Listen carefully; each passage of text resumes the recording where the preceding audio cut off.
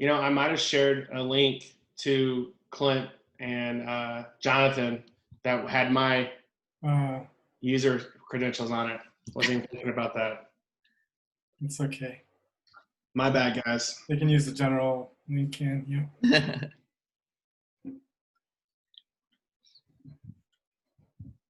You have virtual multiple identities. Multiple identities. Yeah, why don't we just give it like one more minute? We're at 1 o'clock right now, so we can go ahead.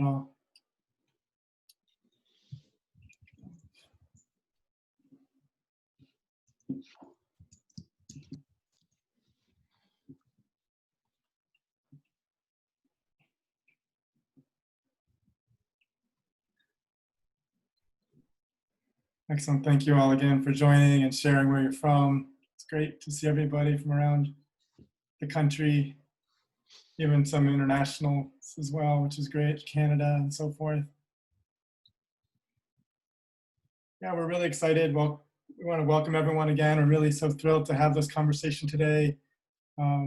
Mary Holmes with University of Louisville and I have affiliations at Brown University and also University of Connecticut. And Mary and I and our colleagues have had the Disability in Sport program now for more than 20 years. And we've really been active looking at inclusion across the whole spectrum of sport, and inclusion at the collegiate and intercollegiate level has been a particular interest area. But we're really excited about this opportunity to really dive in on campus rec. And we've been particularly interested in kind of looking at it. Here we are with the ADA 30th anniversary this week, so the timeliness of this. We saw that there was an article about 5 years ago that looked at inclusion in campus rec as well. So here we are 5 years later, and getting a sense of kind of what the opportunities and the possibilities are. And so we're just thrilled to kind of kick this off and looking at the opportunities for even ongoing conversations. I know even today many leaders around the country are joining, and so I really wanted to have this as an interactive conversation, using the chat box, sharing the hashtags. And so without further ado, I'm going to turn it over to Mary, who's going to do an introduction for Tyler. Then we'll have some short remarks from Tyler, and then we'll have some Q&A. But we're really looking to have this be very conversational and very interactive. So without further ado, I'm going to turn it over to Mary. So go ahead, Mary.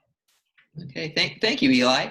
Thank you. Well, good afternoon, good morning to everyone, wherever you might be, and welcome to our session this afternoon with Dr. Tyler Spencer on campus rec and disability, which I think is going to be a really great jumping off point for a lot of discussion.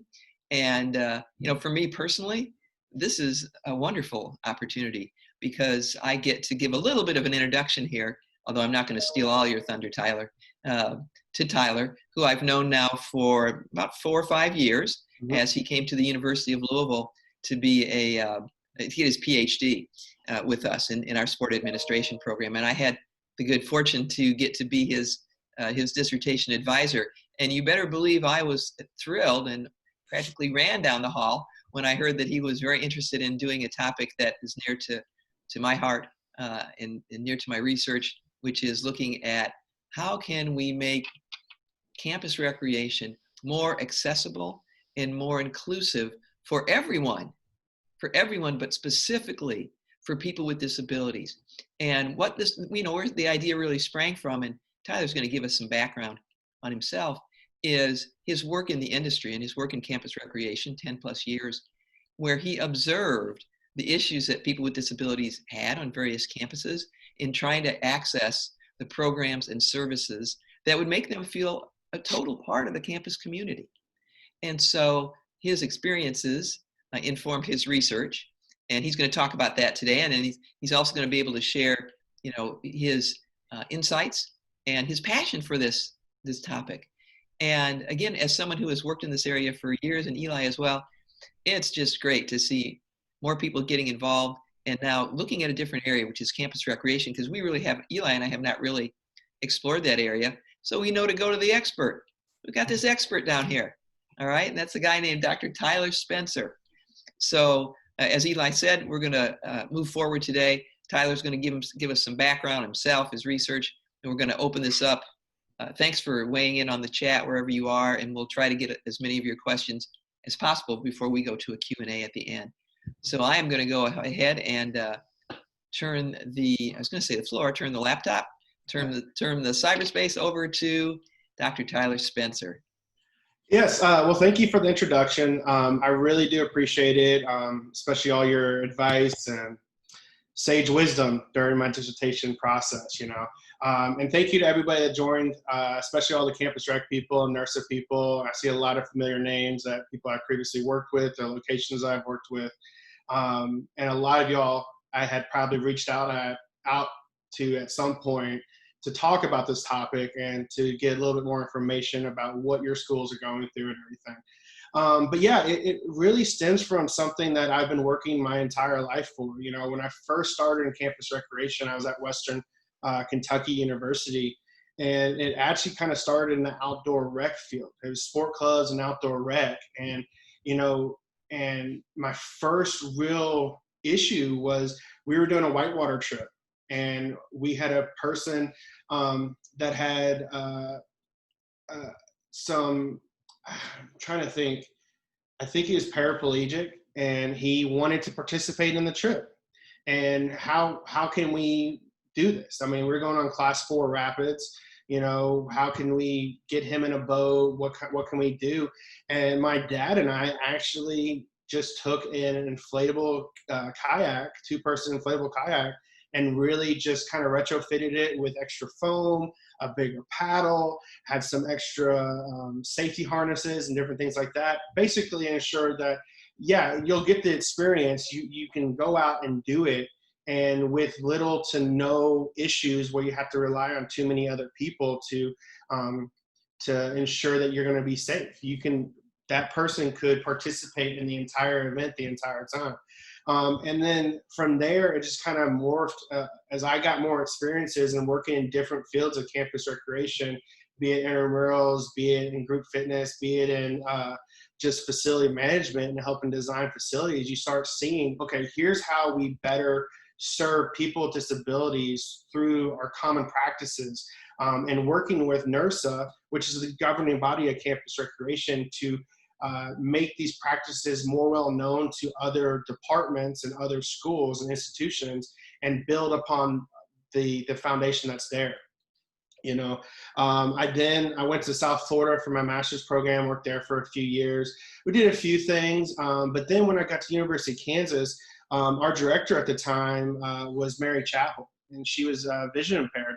And, you know, she really is a huge influence on me, because a lot of the things, you know, when you're thinking about serving people with disabilities, you know, sometimes, you know, yeah, we have Braille, everything has Braille, you have ramps for wheelchairs and different things like that, but a lot of things just constantly get overlooked. And one of the ones was our website, you know, and they started really changing over the websites to better meet her needs, but really to meet everybody's needs. It was so much more fluid for everybody to utilize, and everybody to get the information off our website from that. I know I saw Jason Crone here too, and he's the current director at KU, and we've had a lot of discussions on this, and he's actually one of my people I reached out to right at the very beginning of this project. I really do appreciate his help with this. But so I was at KU for a number of years, and then I was at Western Carolina. That was the last job I had in campus recreation. I was the associate director. And, you know, we had these conversations, my boss and I, Jonathan Johnston, who's also on this, the chat, to how we better serve this growing population on our campus. And one of the conversations that was very confusing for us was, you know, we want to make our facilities accessible as possible. So we have this equipment, we have an accessible path throughout our facility so that people can use this equipment that's made to be adaptable, and they can utilize depending on a variety of different impairments, and they can go from one to the next to the next. Well, you know, we had it kind of spread all around our facility in a very, just as accessible path. and it was following ADA policies with distance between other pieces of equipment and things like that. But they were like, shouldn't this be all together? So it makes it even easier for them to utilize. And, so I was like, so there's a conversation that the three of us had, and we're just sitting here talking about it. And I was like, why are we having this discussion? We don't have a disability. So does our opinion, does it even really matter of how we do this layout?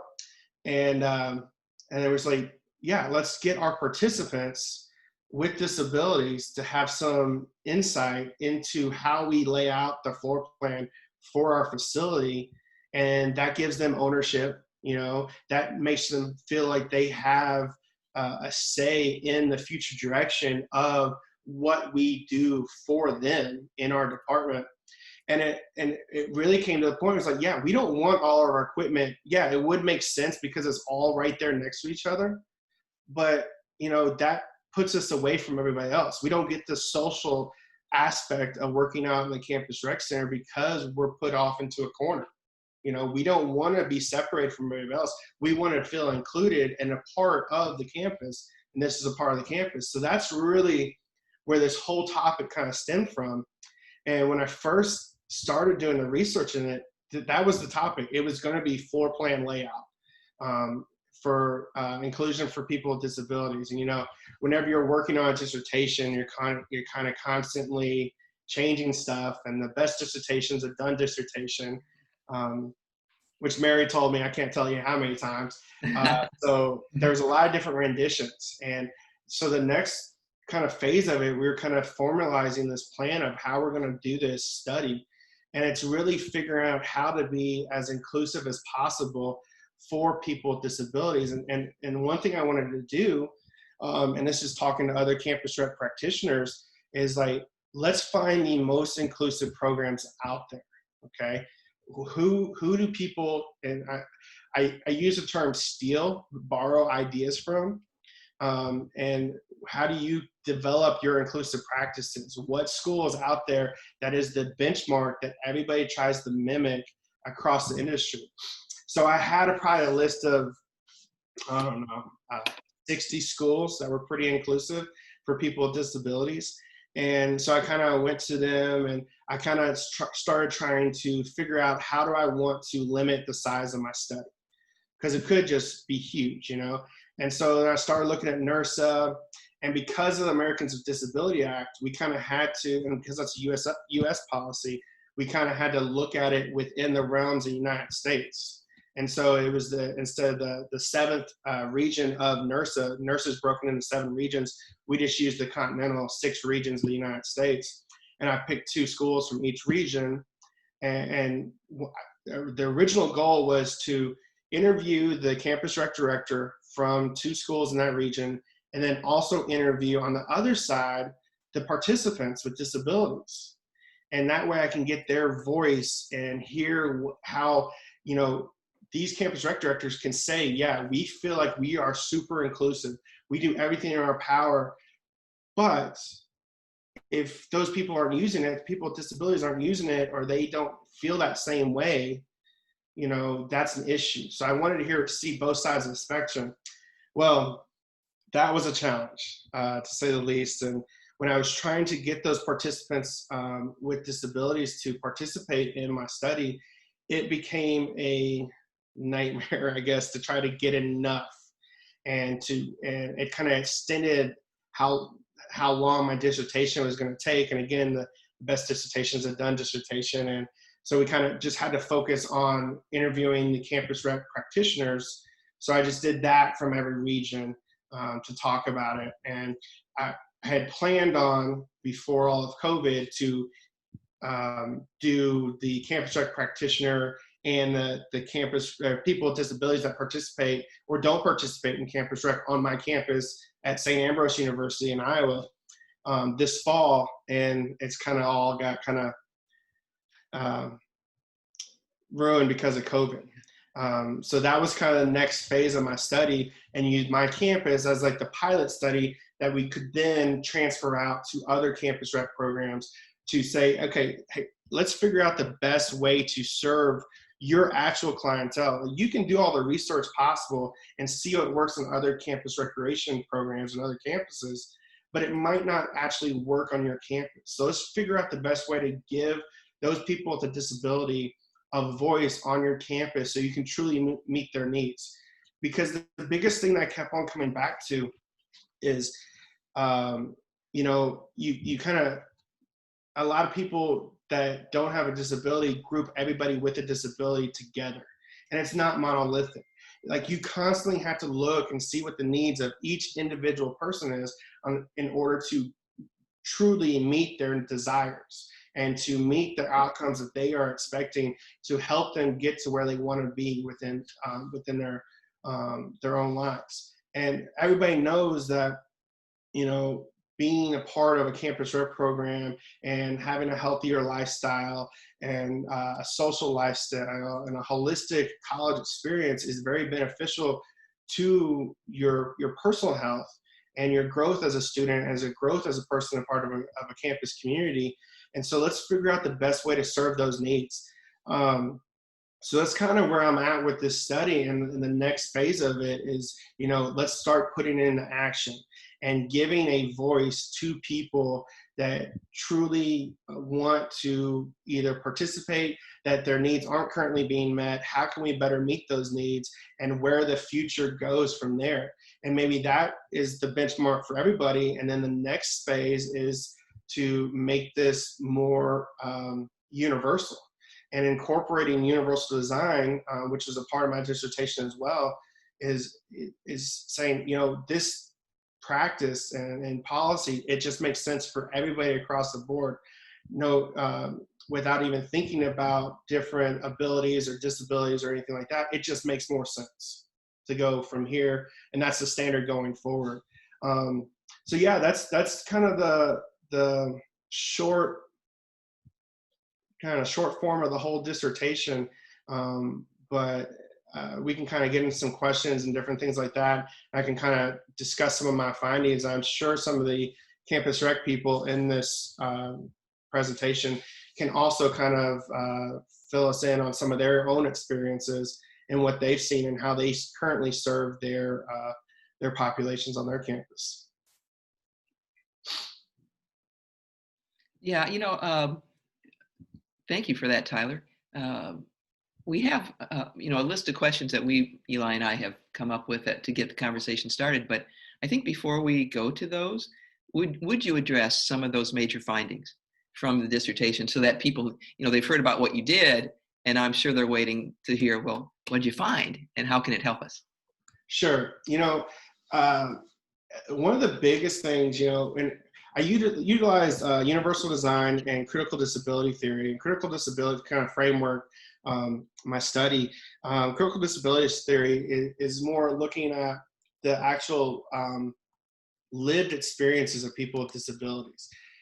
So trying to figure out what their actual, it investigates the experiences of people with disabilities and compares their everyday experiences with the actualities of social norms and values. So it's kind of trying to figure out their own current lived experiences. And then universal design is the intentional design of an environment to be as accessible as possible for all people, regardless of age, size, ability, or disability. And there's a bunch of different tenets for each one of those. So what I found, and then my two research questions for it was, how do campus recreation practitioners perceive their own inclusiveness of their facilities, programs, and services? And then how do they determine and create their inclusive practices? And some of the things that I found is, the biggest theme was like their general diversity and their general inclusion. They do a really good job. And again, I was looking at the most inclusive programs, but they do a really good job of talking about serving a large or diverse population within their mission statements, within their vision and values for their facilities and their programs and everything else like that. And they generally almost always have some type of committee that's directly dedicated to providing inclusive practices or diverse practices and things like that. And then the next thing with that, they were trying to hire people with that specific mindset, you know, people that aren't closed-minded, you know, that are willing to work and willing to work, willing to educate themselves to serve people better. And so the next thing was like actual staff training, you know, and I think every single campus rec practitioner that's in this study or in this webinar can talk about, you know, I don't know if there's any other program on campus that trains their students more than campus rec. You know, generally it's like a 2-week at the very beginning of the year that, you know, you kind of talk about everything that you do for the semester and train them in their jobs, but that training doesn't stop there. You're doing monthly, sometimes weekly training scenarios where you're working to make our students better. And if you find an issue that you're having, that someone's not getting the correct service or the correct enforcement of policies or whatever, you're having this issue, you fix it during the semester and you train your staff going forward. And so that's something that you know, the campus rec, I think, really prides themselves on. And that's not just at these major institutions. This is at every single institution. I mean, the training is key. And through that training is a lot of education and kind of cultural awareness, not just on how to speak to someone with a disability, but speak to somebody that is a different ethnicity than you are, you know, or just a different social background, and how to engage those people and how to treat them just as you would anybody else and how they want to be treated. You know, you talk about the golden rules, like treat people how you want to be treated. And, you know, there's a platinum rule. You treat people how they want to be treated, you know? And so you work with the students and try to get them and engage within that same mission, vision, value throughout their entire time. That hopefully will lead them to be better community members after their experiences at our campus rec facilities. And then next, you know, disability inclusion was the next thing. And, you know, ADA compliance was key. And it was amazing to me talking to these campus rep practitioners and like their knowledge of the requirements of the ADA and knowing the exact measurements that need to be between pieces of equipment and accessible path, and, you know, and how they currently meet the compliance issues with ADA, and how they try to go above and beyond that constantly, you know, and provide a more accessible program, services, and facilities. Another one, and we'll talk about it a little bit, I know with some of the questions, is unified sports, you know, and getting people with varying disabilities or abilities really on the same courts to try to not look at that. You talk about that social inclusion and getting people to participate in using sport as a tool to provide an inclusive atmosphere. And, you know, you talk about this, and we'll talk about a lot of different sports with that. Basketball is one that's big right now. There's some volleyball. Baseball's been used in the past, and it's just trying to provide these avenues for people to interact with each other. A couple other findings that I found, and this is more as how they determine their policies for question number 2, was where did their policy source come from? Was it from the top down or from the bottom? And I got themes from both. Some of it was the administration that it was wanting them to be more inclusive, but a lot of times it came from, you know, we have a large population of people with a disability on our campus, and their needs aren't currently being met, you know, and they're not utilizing our facility, or you start having someone doing some type of neat or unique workout or activity within your rec center, you know, how we need to start serving these people. And so it kind of came from the top down, but it also kind of like a grassroots movement, and kind of say, okay, we have this groundswell of people that need a different type of service provided by our campus rec facility. So let's meet this need. A lot of people utilize assessments and surveys, you know, to kind of figure out where they are lacking, and to give people the voice, you know, and the freedom without attaching their name to it or wasting a lot of time in committee meetings that they might not want to do, to talk about maybe where their current needs are being met, but where we still need to work within campus rec to build upon the accessibility of our program. And then the next thing was, looking at who's involved, and it's like, and generally it's the professional staff. A lot of it does have to do, you might have some of these initiatives that are the grassroots initiatives, but it really doesn't get traction until a professional staff member of Campus Rec actually puts their own ownership on it and helps develop it and kind of cultivate it into some actual changes. And then their campus and community partnerships. Every single one of the Campus Rec practitioners I talked about was, they utilize these services that are already developed on our campus with student with disability services, disability resource centers on campuses, to try to, one, make sure that they're utilizing inclusive languages, that they have better training for their staff, to look at their current surveys and assessments and websites, and to also, some campuses even have a universal design office that actually goes and makes sure that their facilities not only meet the standards of the ADA, but also the standards set forth by the universal design that show that it's the best practices for everybody. And I know I just saw that Jonathan Johnson talked about working with the Disability Resource Center too. And I know myself and him, we did a lot of different, we brought a lot of people in to give discussions in those education and training centers with our students. And we brought the experts in, and we brought people with disabilities to talk about how we can better serve people that are similar to them. And, that training is very important, and utilizing not only the on-campus ones, but the community and the NERSA community, which is, worldwide now. And trying to better serve people with disabilities too. So those were the major findings for the most part from the study. And, where we kind of decided when we were doing this research is like, what are the true implications of this? Excuse me. And every single Campus Rec department and program aims to be more inclusive. How can you be inclusive? So it needs to be a true focus,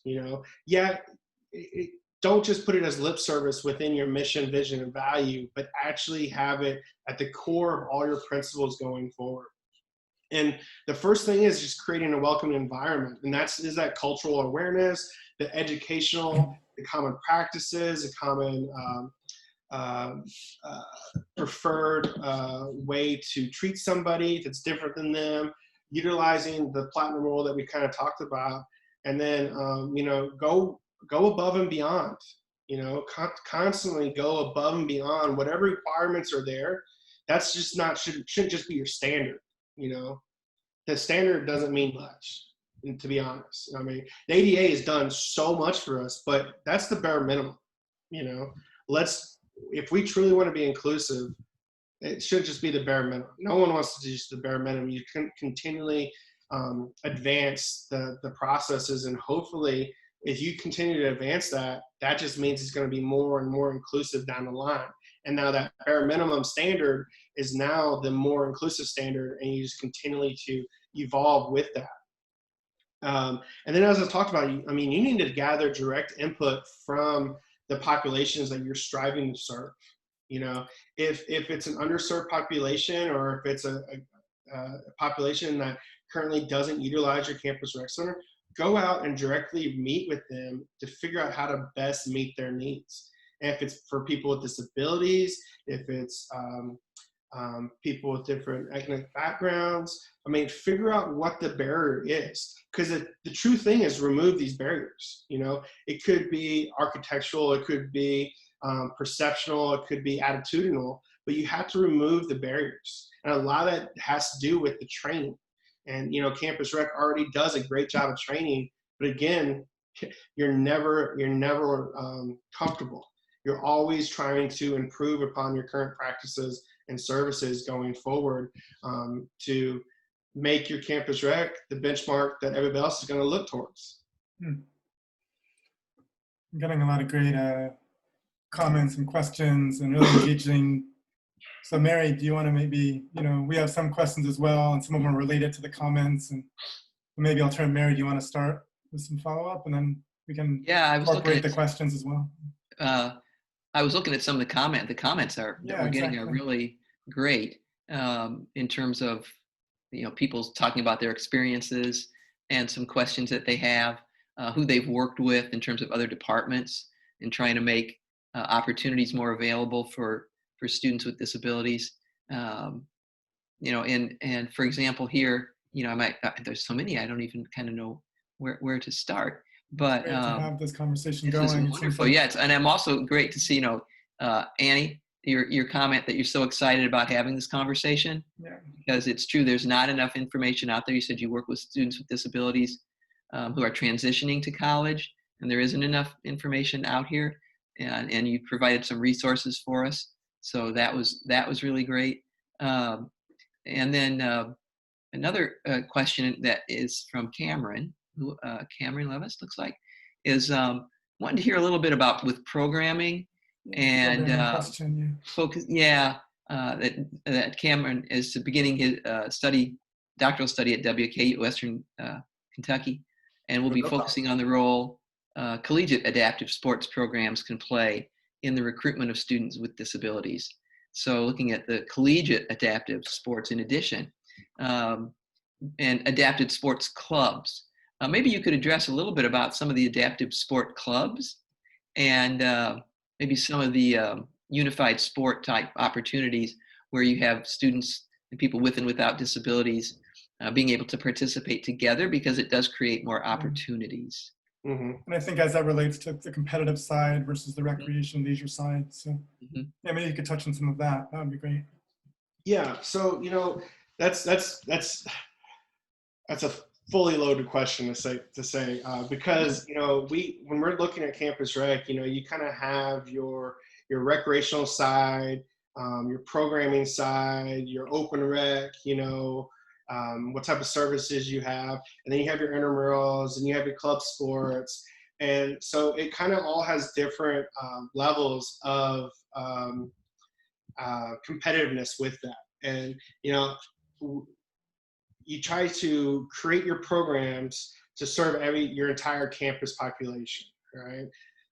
So a lot of campus rec practitioners, so let's just look at your fitness center, which is generally the home of most campus rec programs. And you have some of them will have a climbing wall, so then there'll be either accessible route, accessible different type of harnesses that help people utilize the climbing wall that might have a disability. And then you might have specific equipment, as we talked about, adaptable equipment. You might actually have your exercise science, or not exercise science, group exercise classes that actually cater to people with disabilities. And they might actually have specific training to provide different resources, aqua aerobics, yoga classes, provide any type of needed extra equipment to help people utilize these current programs that you're serving, or intramurals, you have all sorts of different ones, and they've kind of just now started in the last, 5 years or so with the unified sports, and providing, these sports that, everybody can play. If it is unified basketball where everybody's just on the same level, and goes in and plays, that's part of it. If it is integrating new sports, such as, let's say, goal ball, so if you put everybody on the same playing field. So if someone's vision impaired, you give everybody blindfolds, and the ball has a bell in it, and you play goal ball. If it's beat ball, which is a form of kind of a form of baseball, you do the same thing for that. If it's sit down volleyball, and at some point, and this was, you look at it, and about the time when that documentary about Murderball came out, and there was a big push for people to try to provide, wheelchairs on our campus to play basketball, to play wheelchair rugby, and there was a lot of grants for that. you know? And that was where, you know, not only people that need the wheelchair, but people that don't need the wheelchair, they all utilize the wheelchair and they participate and play. And at one time, I know I was talking to someone from Oklahoma State, Matt Beck, and he was talking about how they had a very competitive wheelchair basketball team. And they had a bus, they had their own coaches, their own administrators for that wheelchair basketball team, and their own equipment and everything. And they would travel all around the country and compete against all these other schools. I think he said that they have since kind of fell by the wayside, not because of funding or lack of desire, but because of the participation numbers just weren't there anymore. And that was kind of the issue a lot of the times for some of these other campuses. Is like they'll do whatever they can to provide these resources to people, but if someone doesn't reach out to them saying that they need it, or they don't have that large number of people that want to participate in it, it's hard to really dedicate a lot of the resources and time and maybe if it's a grant, maybe if it's the space in their campus facility for a specific sport and the setup that has to do and setup and takedown that goes along with whatever sport it is, and you just don't have the desire from the students or the interest from the students, sometimes it doesn't make a whole lot of sense to do it. So I think it goes to those conversations and having those conversations. But every single campus and all the people I've talked about, they're constantly trying to do new programming, sharing programming ideas to innovate and provide resources. And Can I follow up by asking you about the unified aspects a little bit more? Because I'm just trying to understand that better in terms of, I think there's unified sports that's particularly around Special Olympics, and that's particularly like community members and so forth. But then there's also the unified sports, which might be physical disability and or other disabilities, and having everyone on the same playing field. And so is that sort of all considered unified sports, or, I mean, is it all kind of under the umbrella, or is it really unified sports and Special Olympics, and then other types of sports like wheelchair basketball and other sports are more like para sports and so I mean, they're all the same concept, but it seems like there's different types of integrated opportunities. Yeah. And so is that, I don't know if that's distinguished at all within NERSA or? Well, so, you know, I had a conversation with Kevin George that's at Rowan University. I think they were one of the first campuses to have the unified sports. And that was a direct involvement with their community Special Olympics program. Special Olympics. So it was directly, and it was. Special Olympics kind of has that term, unified sports, and it's more used, oftentimes more in the world of sports, kind of within the Special Olympics domain, but then it's a similar concept, so. Yeah. And, you know, I left Campus Rec in 2016, and we were on the cusp of doing some stuff like that.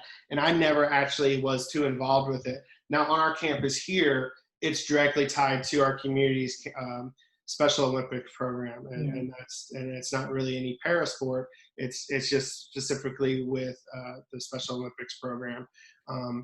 But I mean, do you see the para sport there being the opportunities there too, just in terms of, like, I know there's the question about the wheelchair basketball integrated. You mentioned goalball.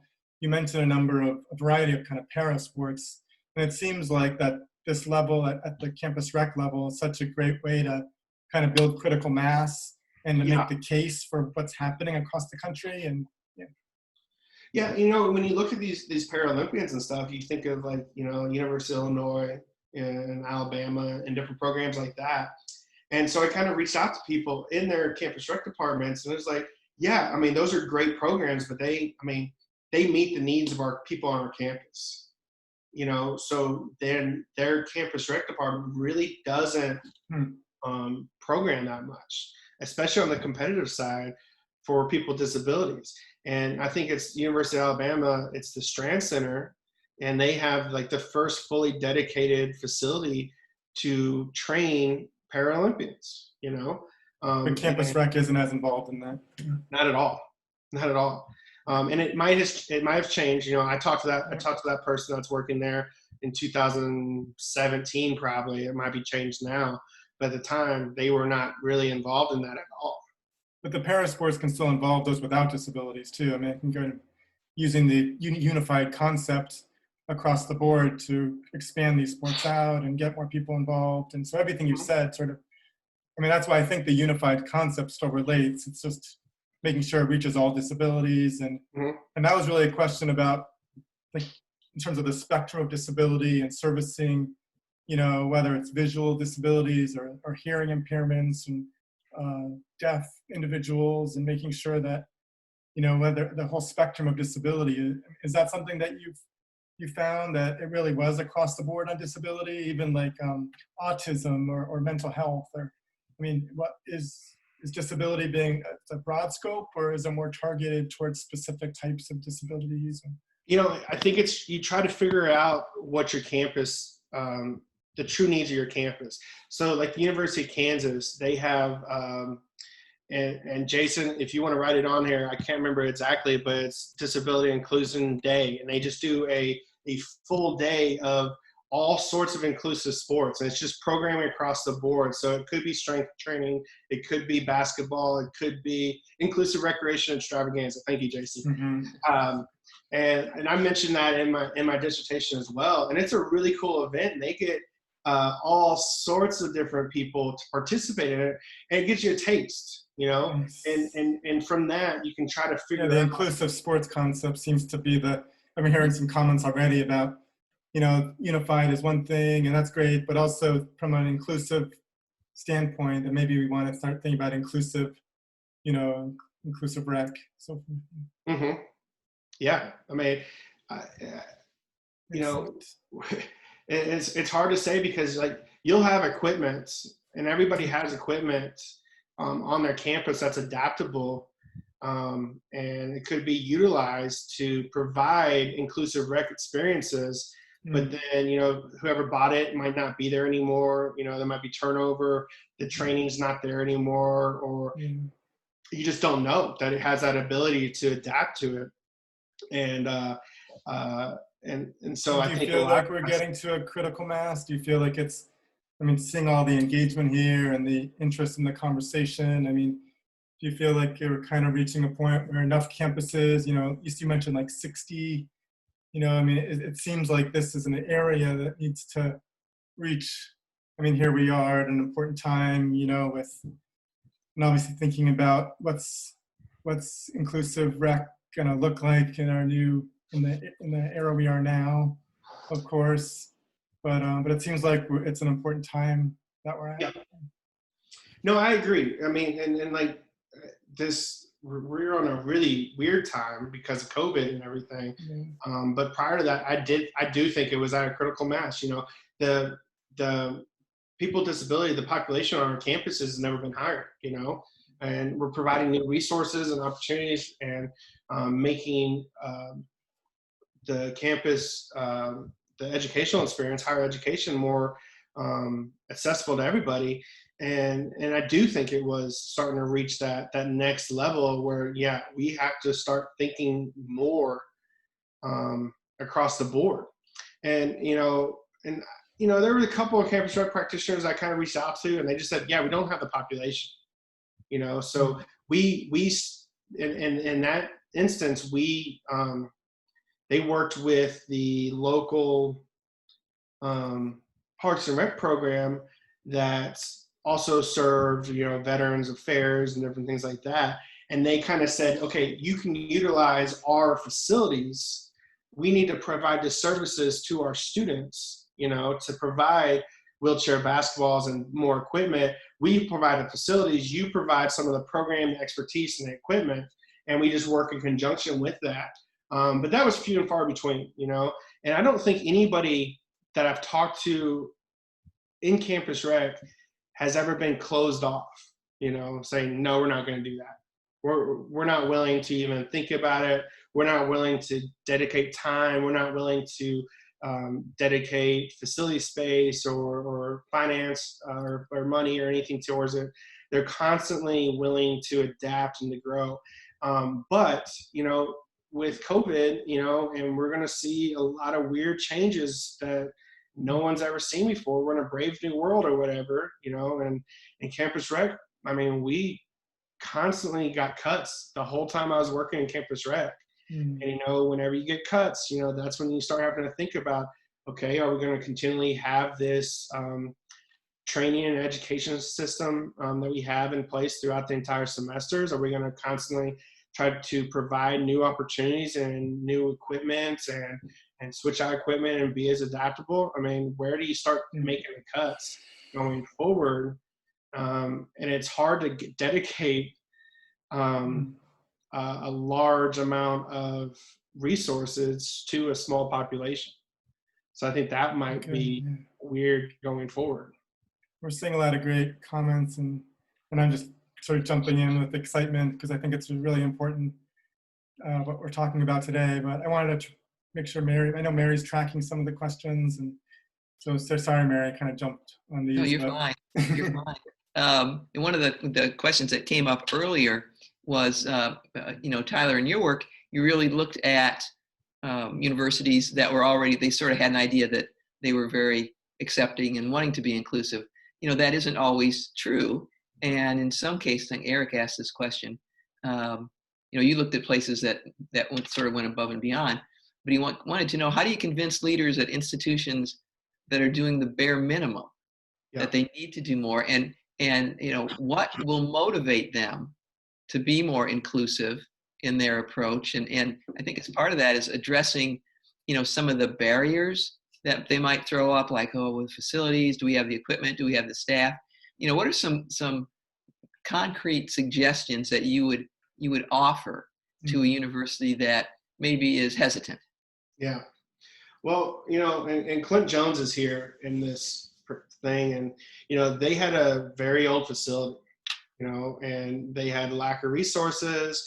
And, I went and visited and kind of looking at this facility, and and Clint, you can say when that facility was built or whatever, but the main door to get into the fitness floor, I have pretty wide shoulders, and I barely fit through it, So getting a wheelchair or anything else in there is pretty much impossible. 1950, thank you, Clint.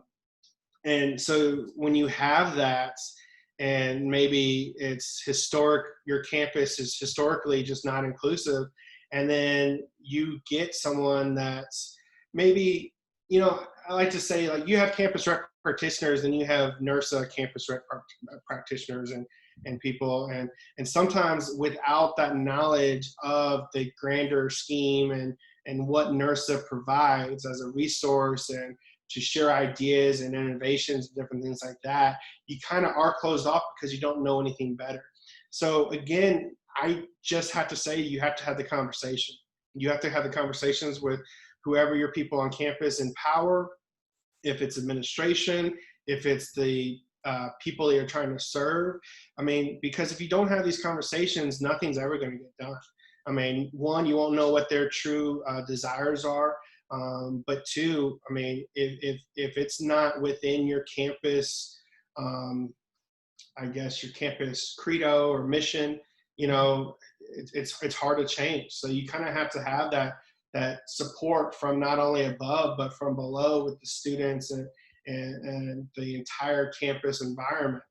And it definitely takes some work, and it's a constant struggle, to make sure, and this is a battle that every single campus rec person here can say, is like, it's a constant battle to fight for resources on our campus.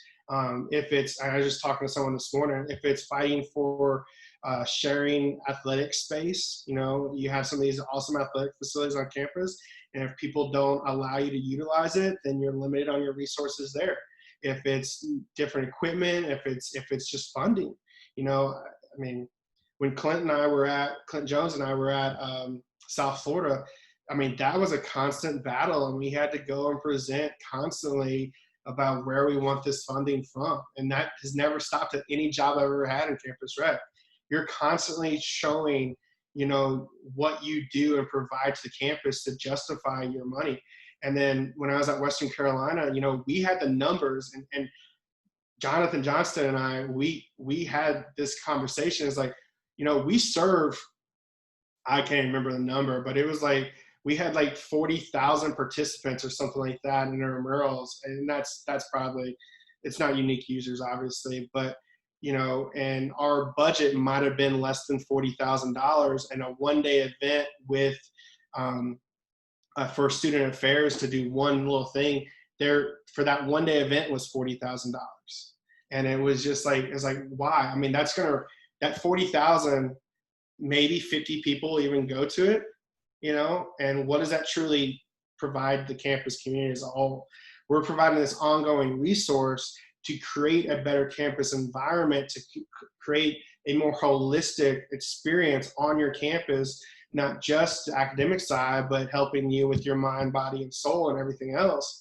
You know, we have to be able to justify and to fight for these resources to continually provide and advance our practices on our campus. Yeah, and a lot of times that is a fight. That people experience among departments, among programs. So you've got this fight where you're at odds. But then again, who or what other programs and departments on campus do you think are best partners? And I know it'll vary by campus, but who would be some of those best partners, or maybe even off campus, that could help? Oh man, I mean that is true. It's the Disability Resource Center is big. Housing and residential life. University of Florida has an actual residence hall that's specifically for people with disabilities. So it provides specific resources to meet the needs of different individuals, their individual needs in each of their rooms and in the facility itself. And they actually have satellite facilities. So they bring those group exercise classes, those intramural events to those specific students that need that service. So that's one. As I said, the Disability Resource Center, and even the campus lawyers and general counsel, that's somebody that we utilized a lot to see, how can we kind of utilize the law to justify our needs and our resources that we have to have on our campus? And, how is this facility funded? Was it funded by student fees? So then shouldn't it be used by students and not just athletics? And that's a hard conversation to have. And there's some, and don't get me wrong, there's some campuses and athletic programs that are awesome. And, when I was at KU, we had a couple different administrators and coaches and stuff that some were very open, some were not. South Florida, same thing. Western Kentucky, same there too, sometimes.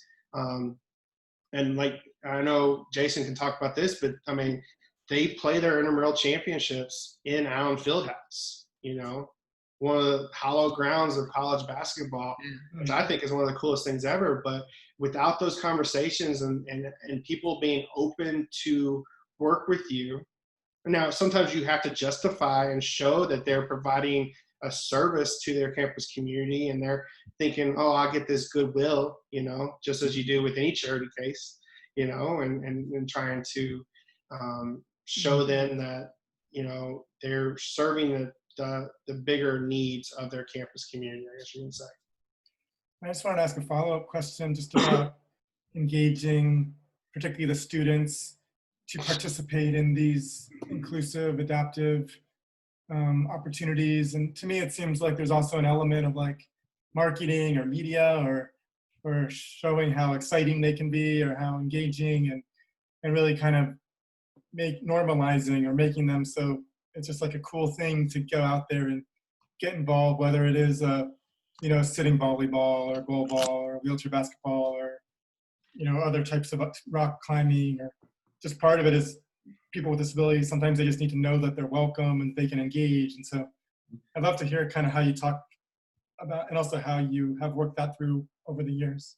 Yeah, and it's different. It's changed throughout the years, and now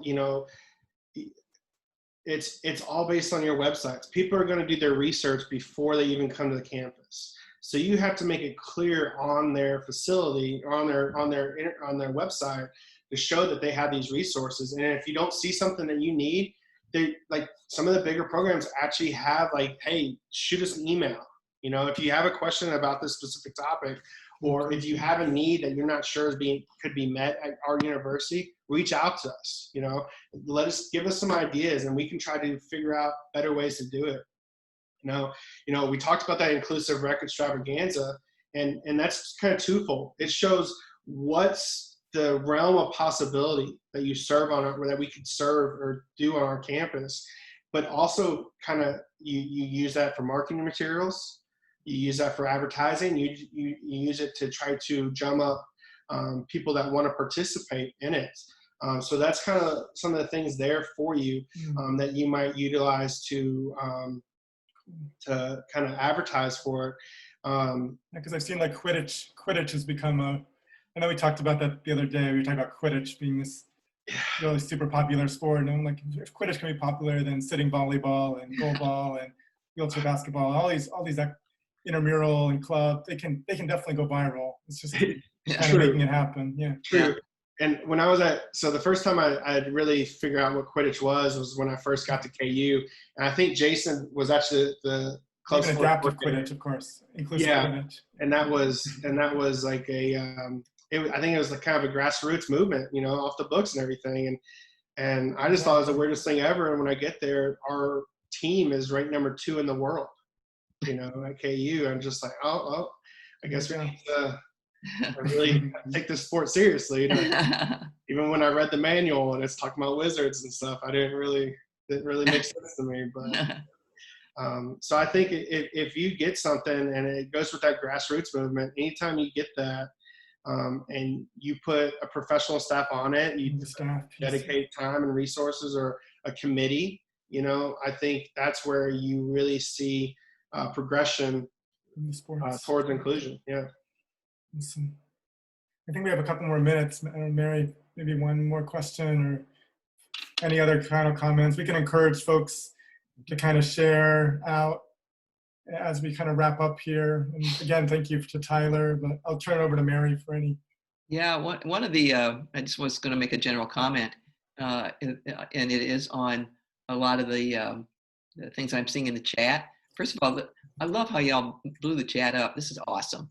We've done a number of these, and Eli, I think this is as vigorous a chat group as we've had in some of the other topics that we've dealt with in this area. So thank you for all of that. I mean, we've gotten everything from suggestions of, big suggestions about partnering with groups to little, smaller, not insignificant, but smaller suggestions like, how do I make a goal ball louder? I mean, so you can tell that those of you who are out there and are listening, you can tell this is what you do. You have a passion for it. You have a knowledge for it. And you have the desire to make what you do more inclusive on whatever level. So I just really wanted to say that more than anything is to how much I'm enjoying, and I hope, Tyler, I know you are too, the depth and breadth and width and whatever angles of the questions are. And perhaps in the fall, we can look at some follow-up conversations. Yeah, exactly. Some of the leaders that have joined here and continue, because it is such an important, this campus rec area is so vital to the growth of inclusive, adaptive opportunities and where it can go from the integrated and the unified and the inclusive. And so and campus rec itself, we keep talking about it. Yeah, go ahead, Mary. And campus rec itself, as we all know, is such a basic and well-used recruitment tool for students. So just think if you could use this now to recruit, retain more students with various disabilities, what that would add to the diverse culture of one's campus. Yeah, so, maybe any final remarks, Tyler, and then but thank you again, Tyler, for your time today. And I mean, I can't tell you how important that our governing body, NERSA, is, to trying to be inclusive. And it goes to the very roots, that kind of, it started at HBCU and kind of developed from there to provide opportunities and morphed to include not only intramurals, but then, sport clubs and group fitness and outdoor recreation. And NERSA used to stand for National Intramural Recreational Sports Association, and now it's kind of called the NERSA. So it's continually progressing the field to provide opportunities and better the holistic experiences for everybody involved. So, I know we've submitted a couple studies and a panel discussion for next year's national conference, if there is a national conference, hopefully. So I think we'll have these more conversations there. But we just continually have these conversations?